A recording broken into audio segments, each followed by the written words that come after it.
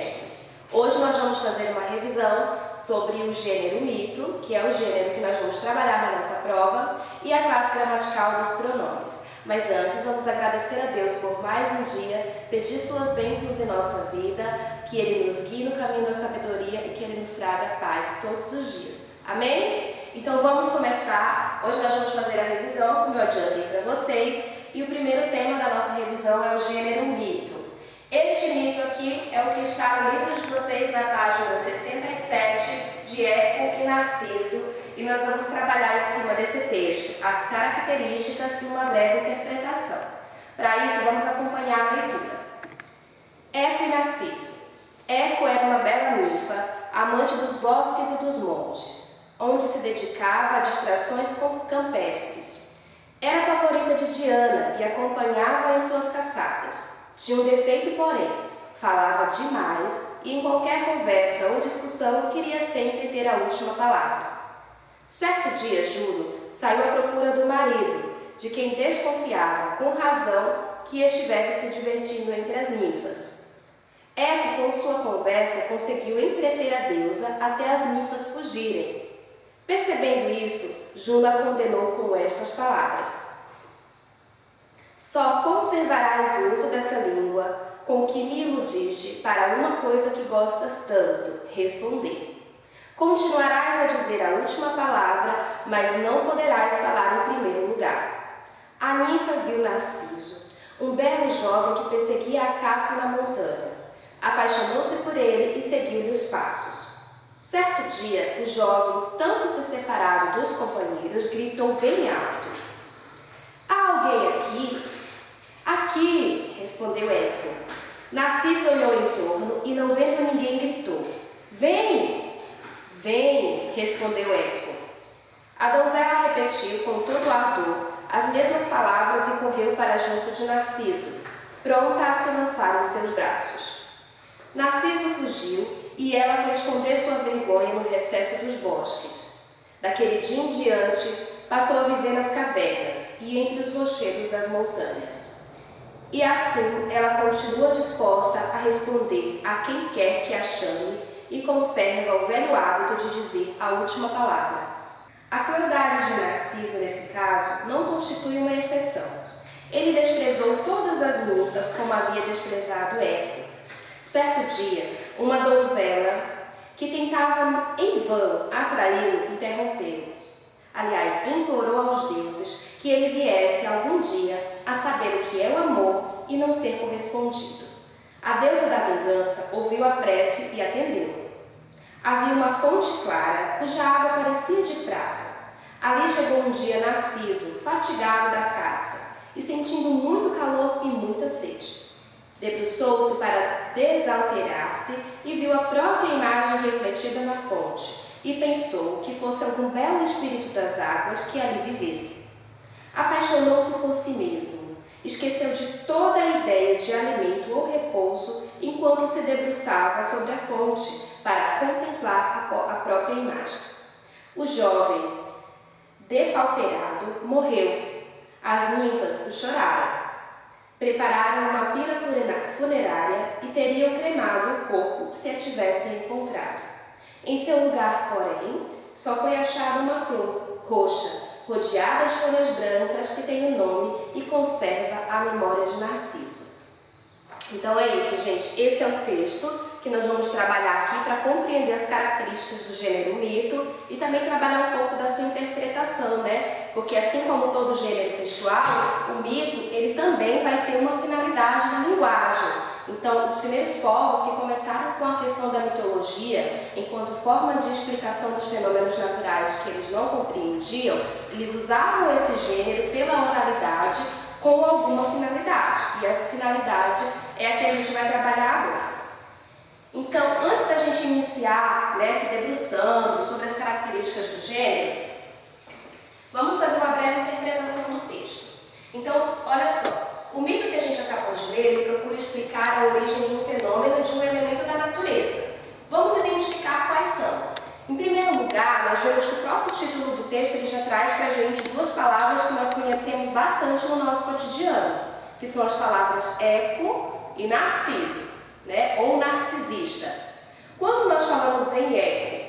remete essa palavra? A palavra eco, ela remete a uma propagação do som que volta, né? Quando nós dizemos que nossa fala está com eco, o que ela quer dizer? Que nós falamos e nós ouvimos a devolutiva, uma repetição daquilo que falamos. É nisso que consiste a palavra eco. E é um fenômeno natural, né? Que é ocasionado pelo espaço, pelo ar. E narcisista. O que é uma pessoa narcisista?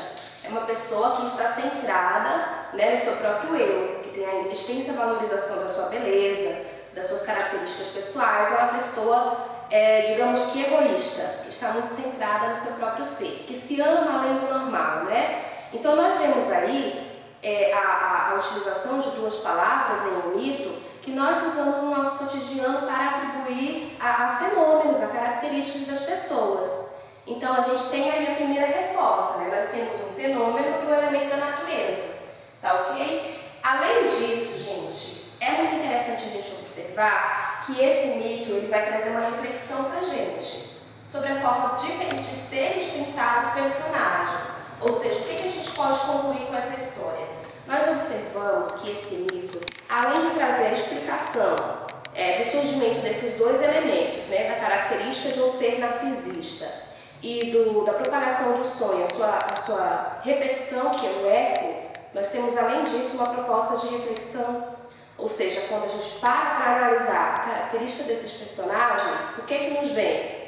Que quando nós fazemos algo em excesso, por exemplo, quando nós falamos em excesso, sem que os outros estejam confortáveis naquela situação, a gente acaba se transformando em uma pessoa chata e inconveniente, não é isso? Então o mito nos mostra isso, que nós devemos ter um limite na nossa fala, falar de acordo com aquilo que é, né, conveniente, que é agradável, jamais ficar repetindo, jamais ficar querendo ser o dono da razão e da verdade. Outra situação, nós temos aí a característica do personagem de Narciso. Ele tinha um amor próprio exagerado e nós sabemos que é importante que nós nos amemos, mas também é importante que a gente saiba que não existe só a gente no mundo. O amor ele é importante, mas o amor exagerado ele se transforma em egoísmo, porque a pessoa passa a desconsiderar as qualidades das outras pessoas para centrar apenas nas suas qualidades, na sua beleza, na sua imagem. Isso é ser narcisista, é um amor exagerado por si próprio. E o amor próprio é importante, mas a gente não deve exagerar, porque a partir do momento que a gente exagera, a gente passa a não ver mais as outras pessoas e a desconsiderar o sentimento das outras pessoas, que é o que acontece com o personagem de Narciso, que acaba sendo maldoso, não é? Com as meninas que ficam ali apaixonadas por ele acaba desprezando de maneira grosseira e ninguém quer que isso aconteça, não é? Então nós destacamos aí dois elementos fundamentais no nosso texto. Observamos que há uma pequena crítica à forma como as pessoas agem e também há uma tentativa de explicação, né, para dois elementos que são muito comuns no nosso cotidiano, que é a característica do ser narcisista e o fenômeno do eco, certinho? Agora vamos continuar a trabalhar e aprofundar as características desse gênero.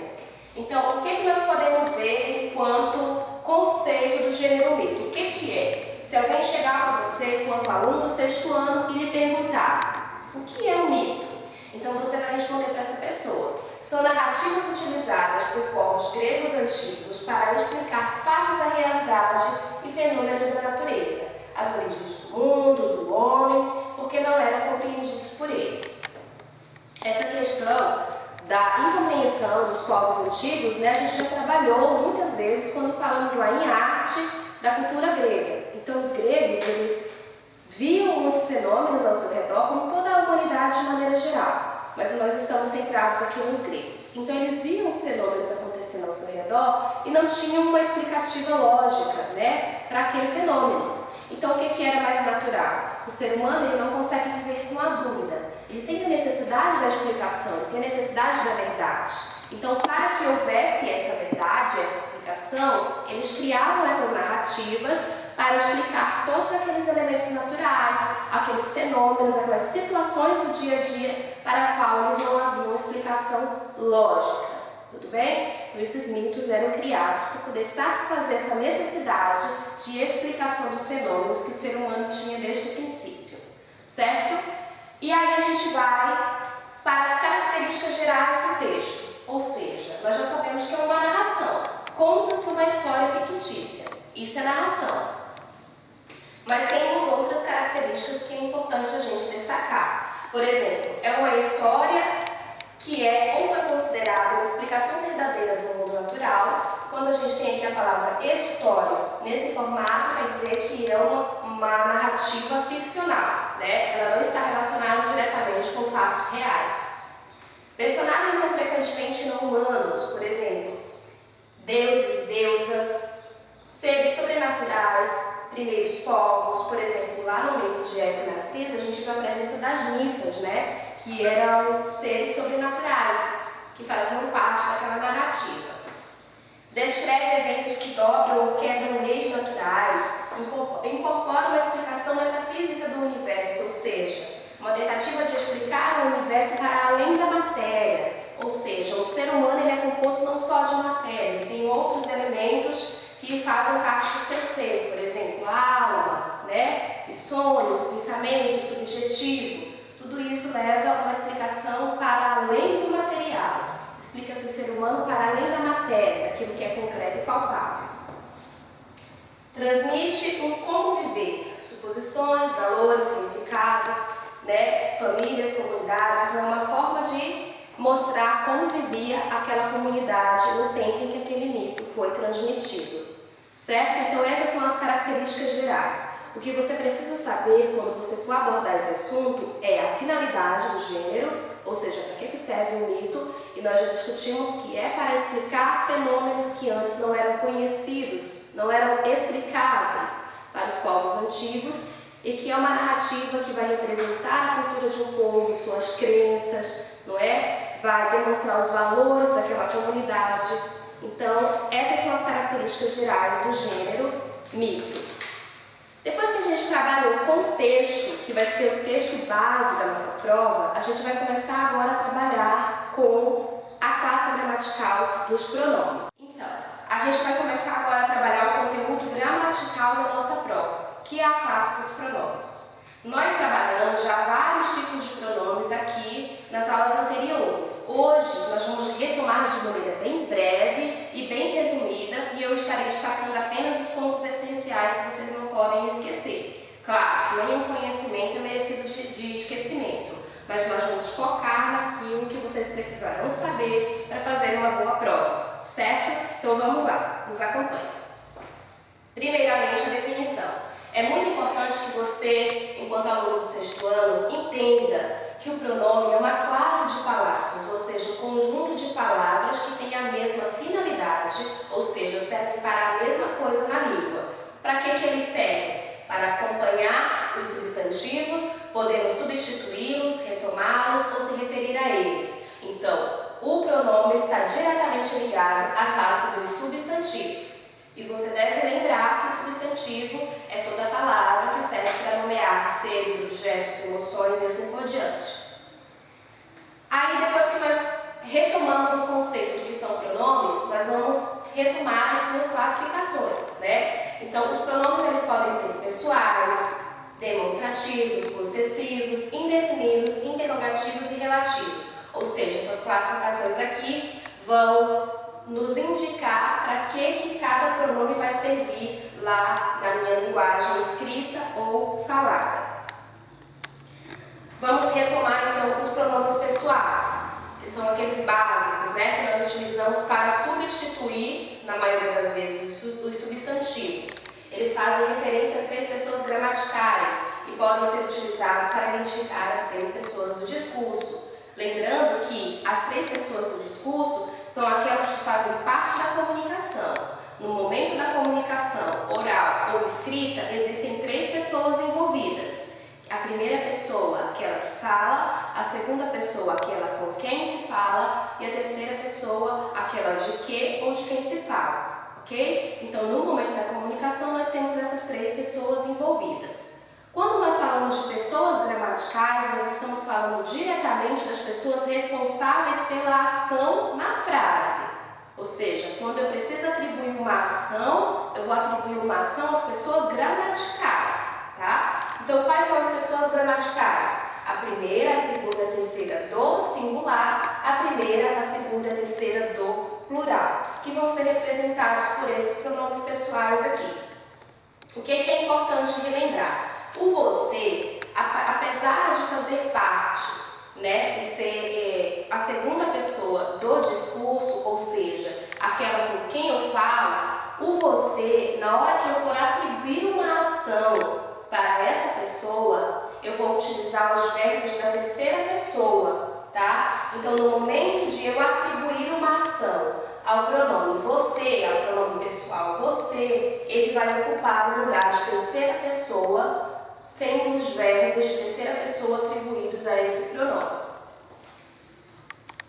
Depois da gente retomar quais são os pronomes pessoais, cabe a gente retomar quais são os pronomes de tratamento, ou seja, no momento da minha conversa, do meu diálogo, eu posso utilizar de uma linguagem mais cerimoniosa, né? Eu posso demonstrar hierarquia, eu posso demonstrar a partir da forma como eu trato o meu interlocutor ou a terceira pessoa a qual me refiro, eu posso demonstrar que tipo de relação eu tenho com aquela pessoa. Para isso que servem os pronomes de tratamento, para você demonstrar na sua fala qual o seu nível de de interação, de intimidade, de hierarquia com aquela pessoa. Por exemplo, quando eu uso você, o pronome pessoal você pode ser também um pronome de tratamento. Nós usamos o você com pessoas do nosso cotidiano, com pessoas com as quais nós temos intimidade. Ou seja, o pronome você demonstra um nível de intimidade com a pessoa com a qual eu converso ou a qual eu me refiro. Tudo bem? Então, nós já observamos aí que os pronomes de tratamento vão servir para demonstrar que nível de interação eu tenho com o meu interlocutor, ok? E aí a gente vai ter os demais.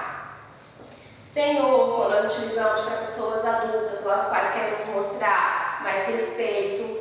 Vossa Senhoria, que nós utilizamos principalmente em correspondências comerciais. Vossa Excelência para autoridades superiores, geralmente relacionadas aos três poderes da política, né? Executivo, legislativo e o judiciário. Nós vamos ter, por exemplo, os senadores, os presidentes, os juízes, todos serão tratados por Vossa Excelência. Inclusive, se você for observar, quando tem uma entrevista com algum político, né? Um discurso, toda vez eles são tratados por Vossa Excelência. Vossa Magnificência é restrito para lá o ambiente acadêmico, então é utilizado para reitores de universidades. Vossa Eminência para cardeais, então lá para a igreja. Vossa Alteza para a monarquia, utilizamos para nos referir a príncipes, princesas, duques, duquesas. Vossa Santidade ao Papa e Vossa Majestade a reis e rainhas. Agora a gente vai para os pronomes demonstrativos. Como nós já sabemos, os pronomes demonstrativos, eles servem para indicar a posição do objeto ou do ser em relação às pessoas do discurso, né? Então, se aquele ser ou objeto está em um lugar ou em um tempo próximo da pessoa que fala, distante da pessoa que fala e próximo da segunda pessoa com a qual se fala, ou distante da primeira e da segunda e próximo da terceira, que é de quem se fala. Então, o pronome demonstrativo ele vai poder indicar tanto a posição do objeto no lugar, né? Também pode demonstrar a posição de determinado elemento da sua fala no tempo. Ou seja, se você está falando de um evento, de um objeto no tempo presente, no tempo passado próximo ou no tempo passado distante. Ah, professora, eu não estou entendendo nada. Vou já dar um exemplo para você poder se situar, viu? Então, quais são eles? Né? Eu acho que vocês estão acompanhando aí no livro de vocês e devem saber, e devem estar observando que nós vamos ter os pronomes demonstrativos variáveis, ou seja, aqueles que admitem uma flexão de gênero e de número, ou seja, feminino, masculino, singular e plural, como os invariáveis, que não admitem nenhuma flexão e são usados sempre da mesma maneira. Então, por exemplo, os exemplos que eu comentei para vocês. Nós sabemos muito bem, por exemplo, se eu disser assim, este computador. Olha, queridos, este computador é muito eficiente. Obviamente realmente um espaço, eu estou utilizando o pronome este para indicar que o objeto está localizado em um espaço próximo do falante, ou seja, da primeira pessoa. Então isso ficou claro. Mas eu também posso dizer, olha gente, este dia está muito agradável. Quando eu utilizei o pronome demonstrativo este na frase, este dia está muito agradável, eu não estou localizando o ser, ou o objeto, ou o tempo em si, num local concreto, num espaço, e sim em um tempo. Eu estou dizendo que este dia, ou seja, no presente, o dia de hoje está agradável. Se eu chegasse para vocês e dissesse assim, olha, essa noite eu não dormi bem. Essa noite eu não dormi bem. O pronome demonstrativo esse também me localiza, me situa no tempo. Que tempo é esse? Quando eu digo essa noite, é a noite que passou, é uma noite passada, mas é uma noite passada próxima. Agora, se eu disser assim, nossa, aquele dia não foi legal. O pronome demonstrativo aquele também me situa no tempo, mas ele se refere a um tempo distante, a um passado distante. Então, é importante você perceber que os pronomes demonstrativos, eles situam tanto no lugar, no espaço físico e concreto, como situam a gente em relação ao tempo, certo? Então vamos seguir.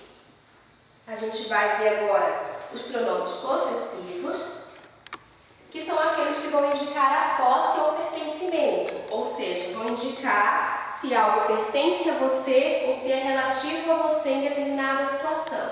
Então nós vamos utilizar os pronomes para concordar, em pessoa gramatical com o possuidor. O que significa isso, professora?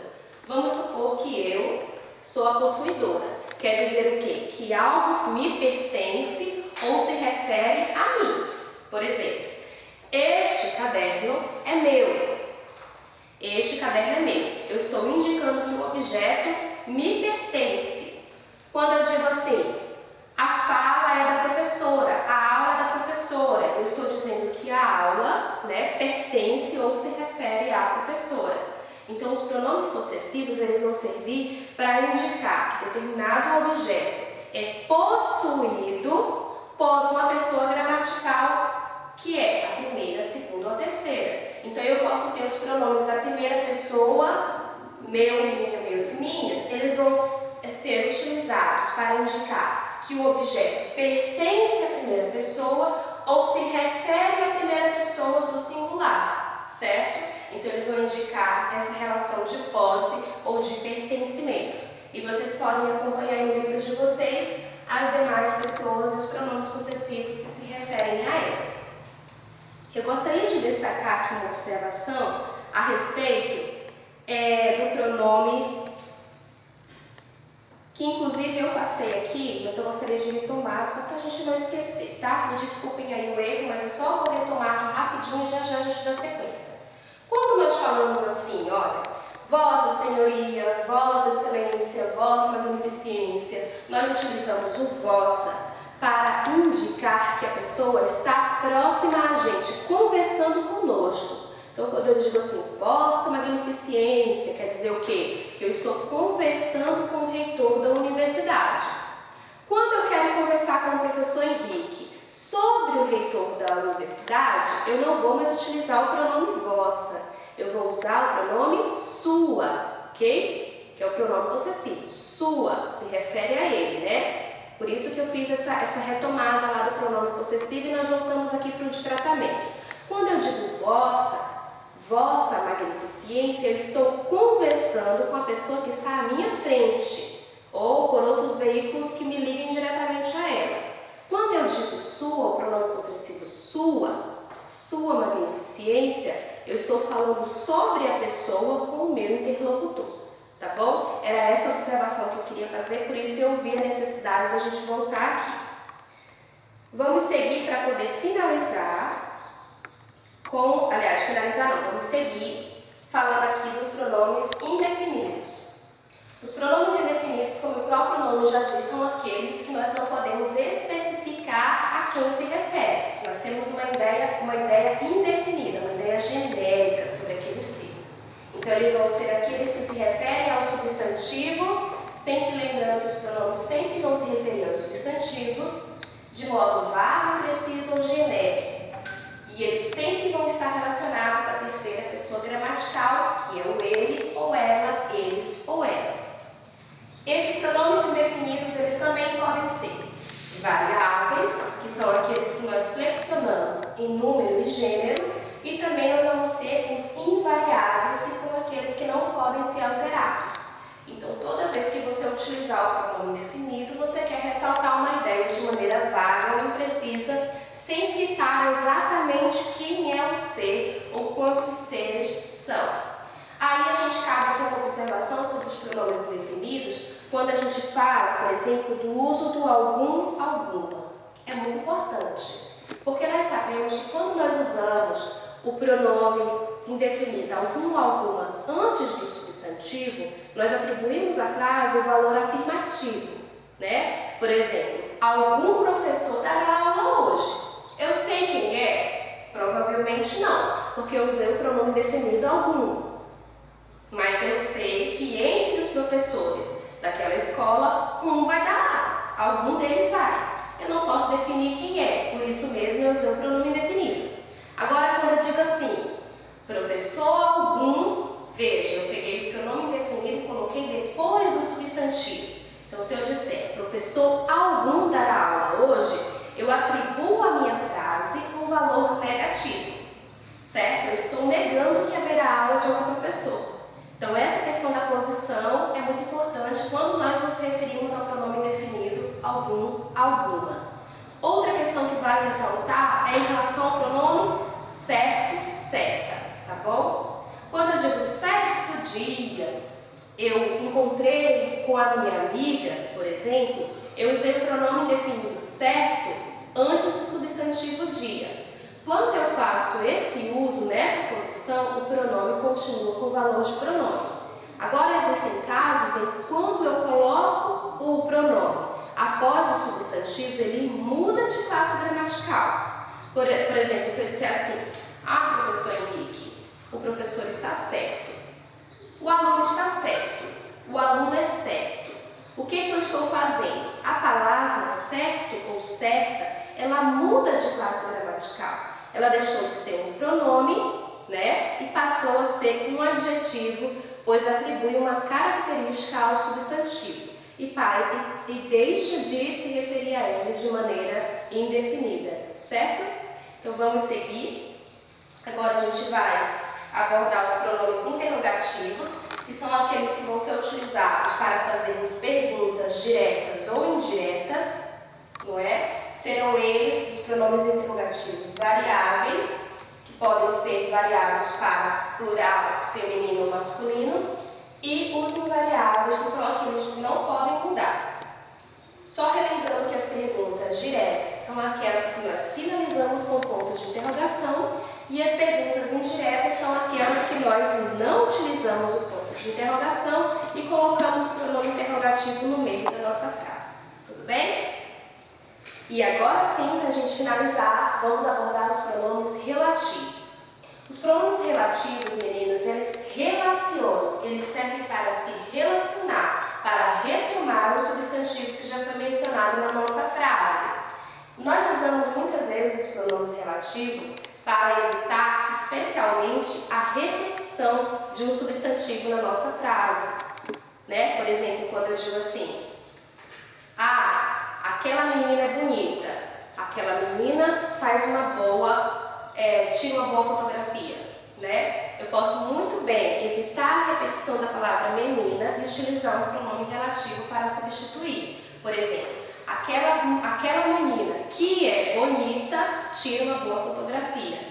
Então, eu evitei a repetição do meu substantivo, deixando a minha frase de muito melhor compreensão, mais organizada, né? E mais de acordo com a gramática. Então, o pronome relativo ele vai exercer esse papel de substituir o substantivo, evitando a sua repetição, certo? Então, quais são eles? Nós vamos ter os pronomes relativos, assim como na maioria dos pronomes, nós temos os casos daqueles que variam e o caso daqueles que não variam. Então, o qual, a qual, os quais, cujo, cuja, cujos, cujas, quanto, quanta, quantos, quantas são os pronomes relativos variáveis. E os invariáveis, ou seja, aqueles que não podem ser modificados, quem, que e onde, ok? Então vocês podem estar revisitando esse material no livro de vocês para reforçar a aprendizagem, mas eu queria aqui trazer essas observações que nós iremos abordá-las na nossa avaliação. Eu espero que vocês tenham compreendido. Caso você não tenha compreendido, você já sabe qual é o caminho, me acione lá no WhatsApp, peça orientações, esclareça as suas dúvidas e, acima de tudo, estude, reforce o seu conhecimento, tá bom? Então, até a próxima, uma boa avaliação para vocês e que Deus nos proteja e nos abençoe sempre. Beijão!